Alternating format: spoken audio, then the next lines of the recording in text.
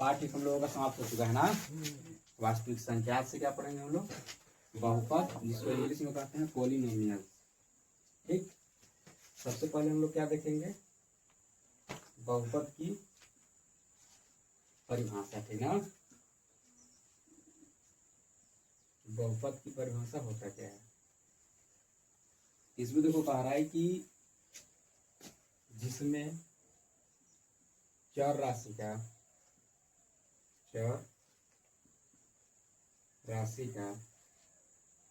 घात एक पूर्ण संख्या हो,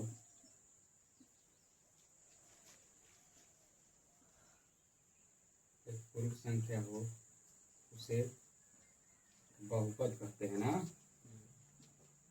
उसे बहुपद कहते हैं।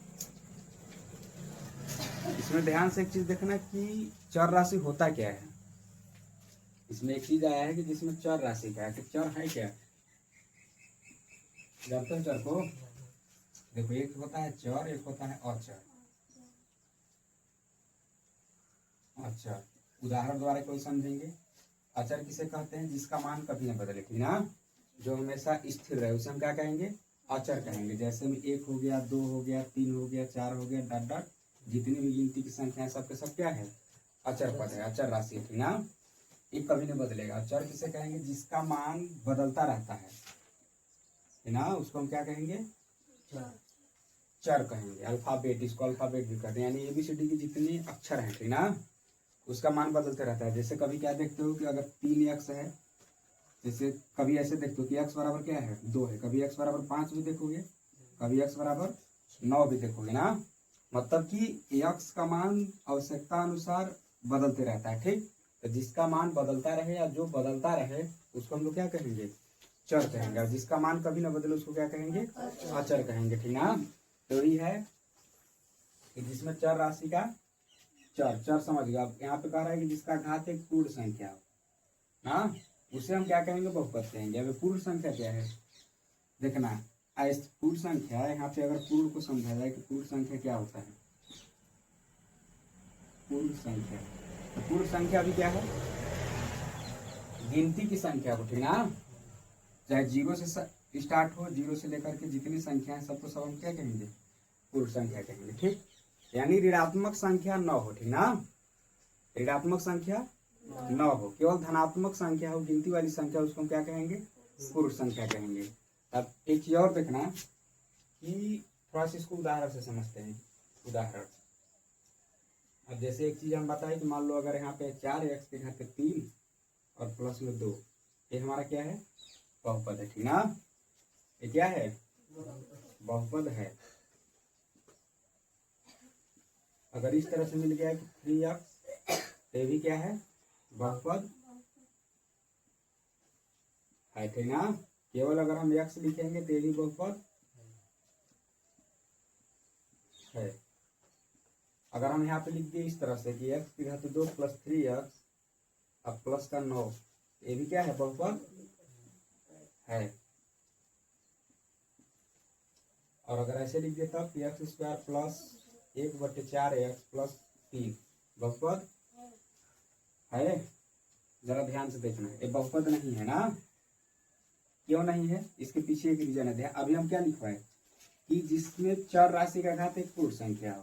पूर्ण संख्या का मतलब क्या होता है? धनात्मक वाली संख्या होता है, ठीक ना, जो ऐसी संख्या जो धनात्मक हो, अगर इसका घात किसी प्रकार से ऋणात्मक हो रहा है यानी माइनस का हो रहा है तो उसमें बहुपद नहीं है। जैसे अगर इसको हम हल करेंगे तो क्या लिखेंगे? यहाँ पे लिखेंगे 4x, यहाँ पे लिखेंगे x स्क्वायर और प्लस का 1/4 और प्लस 3।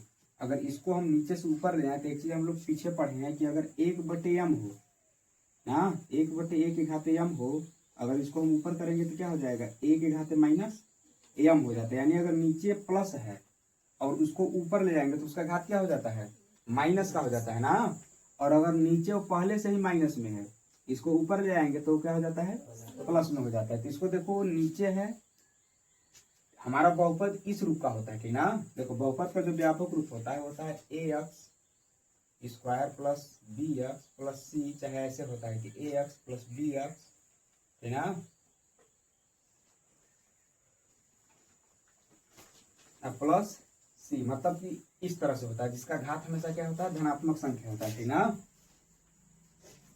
इसको देखो जब ऊपर ले जाओगे तो क्या है, यहाँ पे एक्स स्क्वायर है प्लस है, जब इसको ऊपर ले आएंगे तो 4 है नीचे तो ऊपर जाएगा, एक्स नीचे है ऊपर जाएगा, लेकिन एक्स का घात यहाँ पे क्या है, प्लस का 1 है, ठीक है। जब ऊपर जाएगा तो क्या हो जाएगा, माइनस का 1 हो जाएगा, तो बहुपद है नहीं, क्योंकि इसका घात एक पूर्ण संख्या नहीं है बल्कि क्या है, ऋणात्मक संख्या है ना। तो ऐसा बहुपद जिसके चर का घात, चर 1 2 3 को नहीं देखना है तुमको, चर अल्फाबेट यानी अक्षर को देखना है ना, तो उसका घात कभी ऋणात्मक न हो। अगर घात ऋणात्मक हो गया, ठीक ना, तो क्या है, बहुपद नहीं है, ठीक ना। और अगर ऐसे हो गया तो, अगर बटे वाला हो गया तो कहेंगे, पूछ सकते हो कि सर जी अगर ऐसे घात हो गया कि एक्स की घात 1/2, इसे हम लोग बहुपद कहेंगे कि नहीं। पहले पूर्ण संख्या आप सही समझे होना, वास्तविक संख्या में पूर्ण संख्या किसे कहते हैं, क्या इसमें 1/2 है, नहीं है ना। अगर ऐसा घात हो जो बटे में हो, ठीक ना, तो भी बहुपद नहीं है, क्योंकि अगर हम इस प्रकार से देते हैं ऐसे ई रूट में एक्स स्क्वायर आपके प्लस रूट में एक्स अब प्लस में 5, इसको देखो ध्यान से, एक काम अगर ऐसे हम लिख दें कि रूट में एक्स स्क्वायर प्लस 7, ये बहुपद है कि नहीं, ये बहुपद है, ठीक ना। और ये बहुपद नहीं है, देखना इसके पीछे रीजन क्या है कि बहुपद है कि नहीं। हम लोग पढ़े हैं कि अगर इसमें ए स्क्वायर है रूट में, तो क्या होगा, इसको हम ए गुणे ए लिख सकते हैं ना। और जब वर्गमूल निकालेंगे इसको तो जोड़ा बनाएंगे, और दो जोड़ी में मतलब एक जोड़ी में से यानी 2 ठो में से 1 ठो क्या आएगा, बाहर आ जाएगा, ठीक ना। तो उसी प्रकार से अगर हम यहाँ पे एक्स स्क्वायर लिखा हुआ है और एक्स स्क्वायर का क्या करें हम, एक्स स्क्वायर है, अगर हम उस रूट में एक्स स्क्वायर है, एक्स स्क्वायर को अगर हम बाहर निकालेंगे तो निकल जाएगा एक्स गुणे एक्स, ये 2 ठो में से 1 ठो एक्स क्या होगा, बाहर निकलेगा, यानी इस प्रकार से बन जाएगा एक्स प्लस 7, और एक्स प्लस 7 क्या है, एक बहुपद है, ठीक ना। ये क्या है, बहुपद है। अगर इसको हम निकालेंगे तो ये तो बाहर निकल जाएगा, ठीक ना, एक्स बाहर निकल जाएगा, लेकिन इसका क्या होगा, रूट का मान कितना होता है, रूट का मान होता है 1/2 होता है। तो हम एक्स के ऊपर क्या करेंगे, घात चढ़ाएंगे इसका 1/2, एक बटे वाला हो गया, यानी एक क्या हो गया, ये बटे वाला हो गया, ठीक ना। तो ये क्या है, बहुपद नहीं है, ठीक ना। बहुपद होने की कंडीशन और न होने की कंडीशन समझ में आ गया। बहुपद किसे कहेंगे, जिसमें चर राशि का घात क्या हो, एक पूर्ण संख्या, उसे हम क्या कहेंगे, बहुपद कहेंगे, ठीक ना। और जिसका घात एक पूर्ण संख्या न हो यानी ऋणात्मक हो या बटे वाला अंक हो तो उसे हम क्या कहेंगे, ये बहुपद नहीं है, ठीक हो गया। अब आगे हम लोग पढ़ेंगे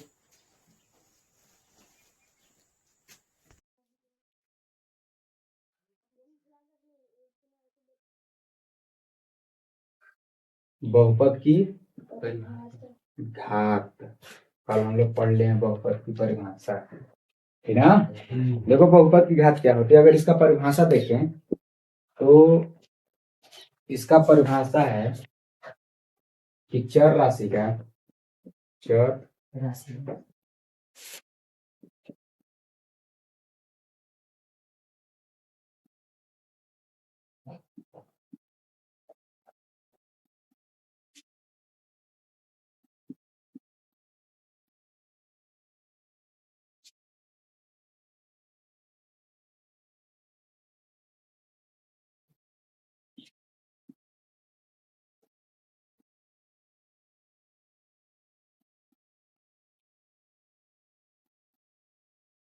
चर राशि की सबसे बड़ी घात उस बहुपद की घात कहलाती है, ठीक ना। चर और चर हम लोग जानते हैं, उदाहरण देख लेंगे थोड़ा सा। उदाहरण जैसे मान लो लिख दिए 4x² प्लस 3x प्लस 9, ठीक ना। इसमें देखो चर का ठो है, चर 2 चर है, एक ठो यहाँ x है, एक ठो यहाँ x है ना। इसमें क्या करेंगे, देखेंगे एक x लिख लेंगे, दूसरा का भी x लिख लेंगे, इसका घात 2 है और इसका घात 1 है।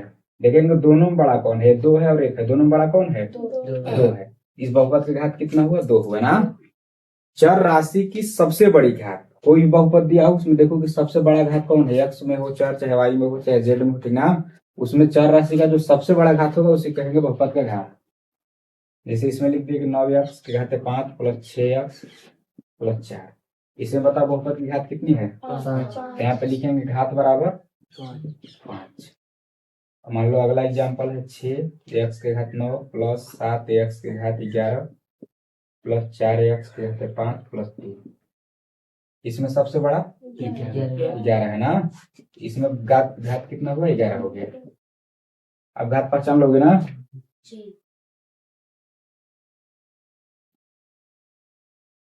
अब घात के आधार पर बहुपद को विभाजित किया जाता है ना, कुछ बांटा जाता है। इसको लिखेंगे हम लोग यहाँ पे घात के आधार पर,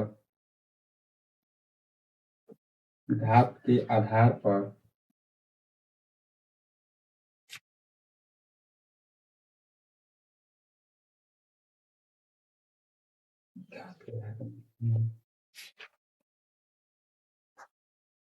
इसको कर लोगे ना, पहचान लोगे कि बहुपद की घात क्या होती है। कोई भी बहुपद होगा उसमें जो चार राशि होगा उसकी सबसे बड़ी घात क्या कहलाएगी, बहुपद की घात कहलाएगी। जैसे मान लो यहाँ पे लिख दिए कि हम ए की घात 6 प्लस 4 ए की घात 5 प्लस 3 ए की घात 4 प्लस 2 ए की घात 3 प्लस 4 ए प्लस 9। इसमें अगर पूछे हम कि बहुपद की घात कितना है, बहुपद की घात, इसमें सबसे बड़ा कौन है, 6, तो बहुपद की घात 6 हुआ, ठीक ना। यानी हम लोग आज अच्छे से पढ़ चुके कि बहुपद की घात क्या होती है, ठीक ना। अगला चीज में देखेंगे बहुपद के प्रकार।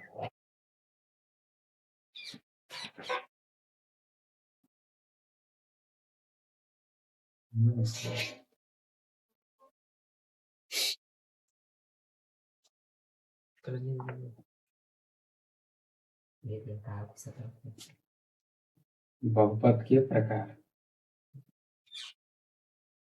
देखो बहुपद दो प्रकार के होते हैं, ठीक ना।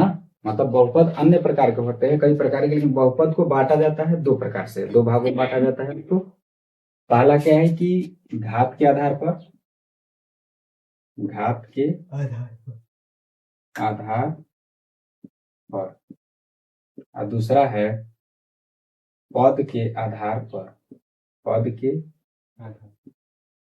आधार पर, ठीक ना।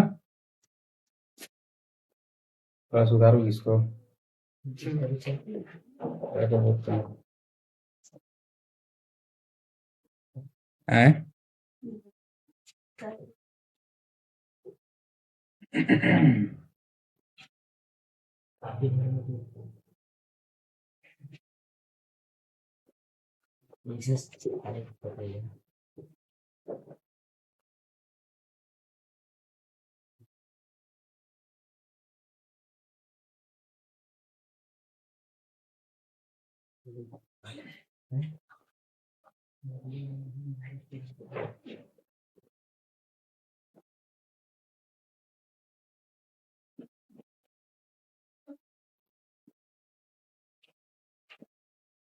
पहला हम लोग देखेंगे घात के आधार पर बहुपद के प्रकार, ठीक ना। देखो घात के आधार पर तो तुम अनेक प्रकार के बांट सकते हो, लेकिन हम लोग यहाँ पे मुख्यतः कितने देखेंगे, 3 या 4 देखेंगे ना। पहला क्या होता है, पहला होगा रैखिक बहुपद, रैखिक बहुपद, बहुपद, ठीक। रैखिक बहुपद किसे कहेंगे, देखो जिसकी अधिकतम घात कितनी हो, 1 होती ना, जिसकी अधिकतम घात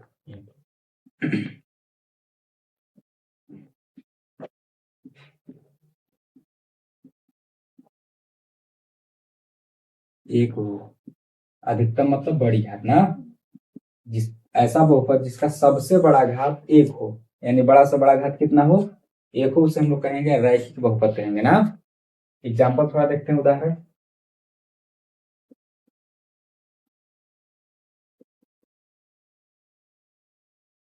उदाहरण हो जाएगा 4x plus 5, 6x plus 9y, 3x 6x plus 9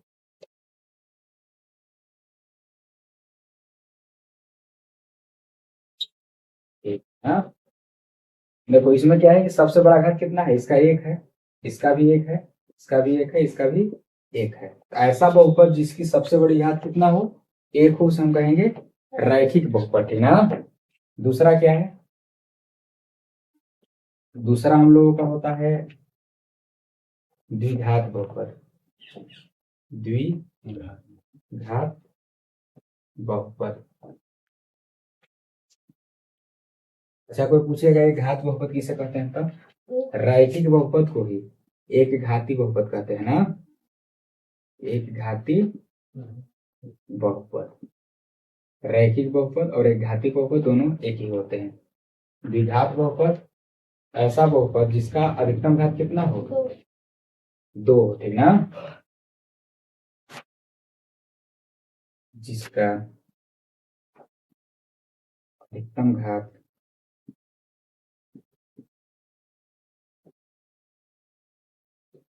2, उसे हम लोग क्या कहेंगे, द्विघात बहुपद कहेंगे, चाहे द्विघाती बहुपद कहेंगे। उदाहरण देख लेते हैं। जैसे मान लो हो गया 4x की घात 2, 6x की घात 2 प्लस 5, 4x की घात 2 प्लस 3x, 9x की घात 2 प्लस 4x प्लस 6, ठीक ना। ये सब के सब क्या है, द्विघात बहुपद है, क्योंकि इनका सबसे बड़ा घात, इसमें अगर घात देखा जाए कि घात कितना है, बड़ा घात तो 2 है, इसमें सबसे बड़ा घात कितना है, 2 है, इसका अगर घात देखें हम लोग तो कितना है, 2 है, ठीक ना। इसका अगर घात देखें तो कितना है, सबसे बड़ा घात 2 है, सबसे बड़ी घात से मतलब है ना, सबसे बड़ा घात कितना है, 2 है, तो हम लोग कहेंगे कि द्विघाती बहुपद। पद कितना है उससे हमको मतलब नहीं है, अभी पद के बारे में जानेंगे, अभी पद नहीं बताया ना कि पद किसे कहते हैं, हमको घात से मतलब, सबसे बड़ा घात कितना है, 2, तो द्विघात बहुपद।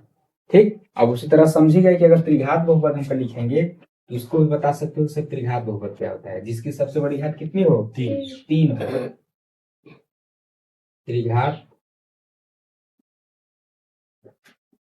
बहुपद।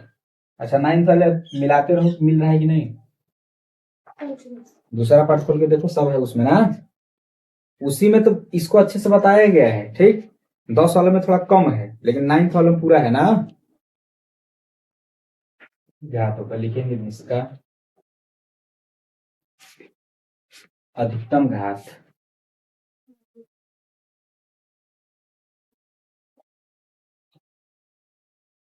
3 हो, उसे हम क्या कहेंगे, त्रिघात बहुपद कहेंगे। एग्जाम्पल देख लेते हैं। एग्जाम्पल है 6x की घात 3, 9x की घात 3 प्लस 7x की घात 2, 6x की घात 3 प्लस 5x की घात 2 प्लस 4x, 5x की घात 3 प्लस 6x की घात 2 प्लस 4x प्लस 9, 6,